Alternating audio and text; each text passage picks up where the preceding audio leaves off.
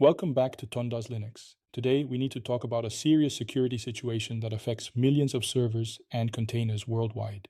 Linux System's own security module just became the attack surface. The Qualys Threat Research Unit recently disclosed a set of 9 vulnerabilities in the Linux kernel's AppArmor module.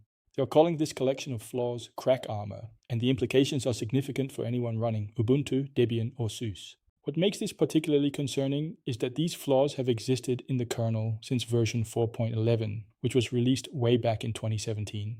According to Qualys, there are over 12.6 million enterprise Linux instances operating with AppArmor enabled by default right now. If you are a system administrator, a DevOps engineer, or just someone running a home lab with Ubuntu, you need to pay attention to this one. In this video, we are going to break down exactly what AppArmor is and why it matters. We will go through the 9 vulnerabilities in plain English, including the 2 that already have CVE numbers assigned.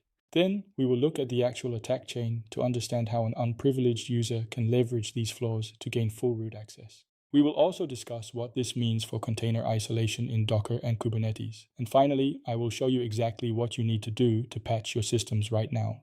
This is a deep dive, so get comfortable. We have a lot of technical ground to cover, but I will make sure it all makes sense by the end. Let us start by looking at what AppArmor actually does when it is working correctly. Before we can understand how CrackArmor breaks the system, we need to understand what AppArmor is designed to do. AppArmor is a Linux security module, which is a framework that provides mandatory access control, or MAC, for the Linux kernel. It has been a part of the mainline Linux kernel since version 2.636, which came out in 2010. If you come from the Red Hat, CentOS, or Fedora side of the Linux world, you are probably familiar with CLinux. AppArmor is essentially the Ubuntu, Debian, and SUSE equivalent to CLinux. While CLinux can be incredibly complex to configure, AppArmor was designed to be more approachable. Instead of applying labels to every file and user on the system, AppArmor binds security profiles directly to individual applications. These profiles define exactly what files, capabilities, and network access a specific program is allowed to use. For example, if you have a web server running, its AppArmor profile might say it can only read files in the web directory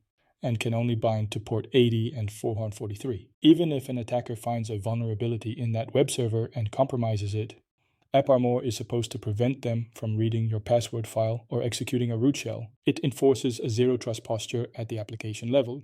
Because of this application-centric approach, AppArmor has become a foundational security layer for modern infrastructure. It is heavily relied upon to provide isolation within containers, cloud orchestration platforms like Kubernetes, and edge devices. When you run a Docker container on an Ubuntu host, AppArmor is working behind the scenes to make sure that container cannot break out and touch the host system. And that brings us to the core irony of the CrackArmor vulnerabilities. The very mechanism that is supposed to be the last line of defense against application compromise has itself become the vulnerability. Instead of protecting the system, the security layer provides the pathway for an attacker to escalate their privileges. Let us look at exactly how they manage to do that. The CrackArmor disclosure actually encompasses 9 distinct vulnerabilities. Currently, only 2 of them have been assigned CVE numbers. CVE 2026-23268 and CVE 2026-23269. If you are wondering why the other 7 do not have CVEs yet, it is because of how the Linux kernel team handles the assignment process. They intentionally delay issuing CVEs until a week or 2 after the fix lands in stable kernels, giving administrators time to patch before the details are cataloged. But make no mistake, all 9 are real and present in unpatched systems. Let us break these down into plain English. Foundation of CrackArmor is what security researchers call a confused deputy problem. This is CVE 2026-23268. AppArmor uses pseudo files in the CISF file system to load, replace, and remove security profiles. It turns out these files were set to be world readable. Any unprivileged user could open them. While the kernel does check if the user has admin rights when they try to write to the file, it mistakenly uses the credentials of the file itself, which is owned by root rather than the user making the request.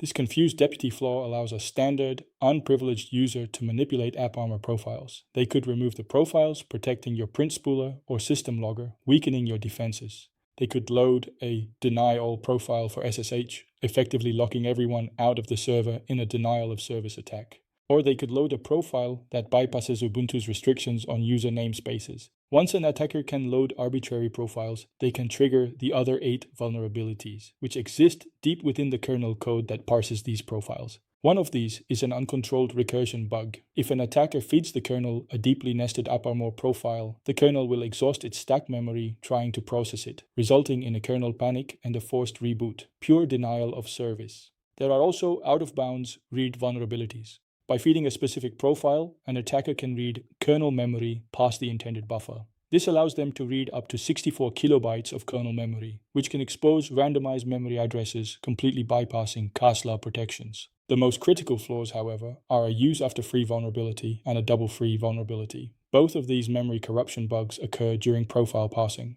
and can be exploited to achieve full local privilege escalation. That means an attacker starts as a nobody and ends up as root. There is also an out-of-bounds read and write, a memory leak, and an infinite loop bug rounding out the 9. So how does an attacker actually use these building blocks to take over a server? Let us look at the attack chain next.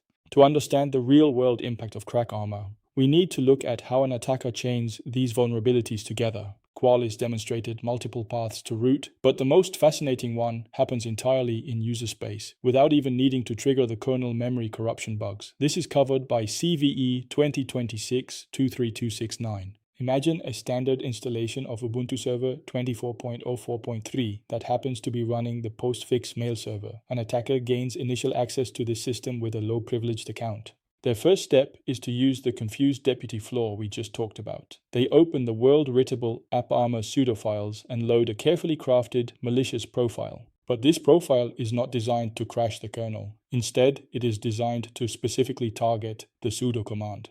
The attacker's profile denies certain system calls that sudo relies on to function normally. When the attacker then tries to run a command using sudo, the program encounters these unexpected restrictions. Instead of failing securely, sudo enters what is known as a fail-open state. It tries to send an email notification to the administrator about the failure, which triggers an interaction with the Postfix mail server. Because of how the AppArmor profile manipulated the environment, this specific interaction allows the attacker to execute arbitrary commands with full root privileges. Just like that, a low-level user becomes the absolute master of the system. It is worth noting that if your system uses sudo rs, which is the newer Rust rewrite of sudo available in Ubuntu 25.10, and later you are protected from this specific userspace attack chain because sudo rs intentionally removed the email notification feature. But even if you do not have Postfix installed or you are using sudo rs, the attacker still has options. They can load a profile specifically designed to trigger the use after free or double free vulnerabilities inside the kernel itself.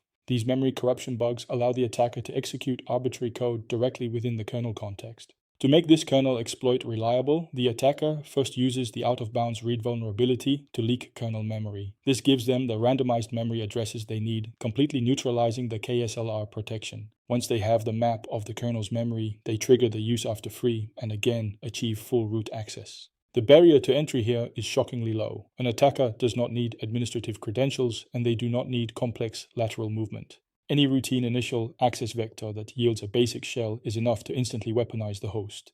Now, let us talk about what this means for Docker and Kubernetes users, because this is where the implications get really serious. In modern cloud infrastructure, AppArmor is not just protecting the host operating system. It is a fundamental pillar of container security. When you run a workload in a container, the isolation between that container and the host system relies heavily on mandatory access control. Docker and Kubernetes use AppArmor profiles to ensure that even if a container runs as root internally, it cannot break out and compromise the underlying node. It restricts what the containerized process can see and do, but CrackArmor fundamentally undermines these container isolation guarantees. The core issue is that the AppArmor kernel vulnerabilities can be exploited from within a container deployment, without needing a cooperating privileged user space application on the host. If an attacker manages to run a malicious attacker-controlled container image on your infrastructure, they can exploit the confused deputy flaw. They can load a new arbitrary profile that bypasses the user namespace restrictions that Ubuntu and other distributions rely on. This allows the unprivileged user inside the container to create new user namespaces with full capabilities. While Qualys has stated that a full container escape has not been practically demonstrated at the time of writing, the theoretical path is clear. By manipulating the AppArmor profiles from within the container, the attacker subverts the very mechanism that is supposed to keep them contained. They break the principle of least privilege enforcement. This is a nightmare scenario for multi-tenant environments, managed Kubernetes services, and cloud providers. If one tenant's container can break its isolation boundaries, it threatens the integrity of the entire node and every other workload running on it. For DevOps teams and platform engineers, this means you cannot rely on your standard container security posture until these systems are patched.